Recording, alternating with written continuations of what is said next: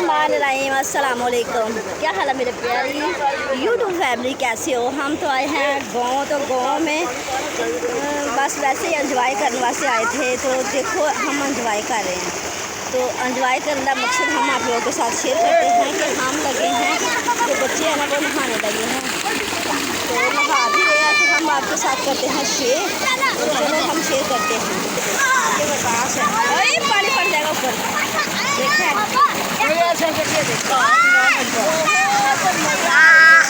देखें देखो देखिए हम बच्चों की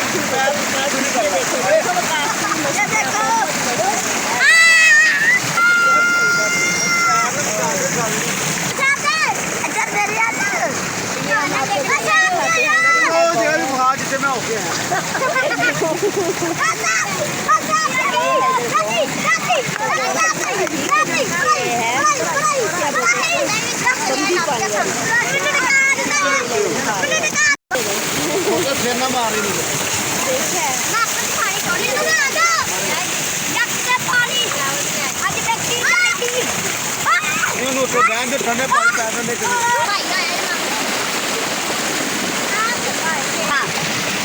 ये देखो नाले बंदा है, नाले नहाते रहा। ये इससे विकास के पापा घर में नहा रहे हैं। बहुत एंजॉय कर रहे हैं। तेरे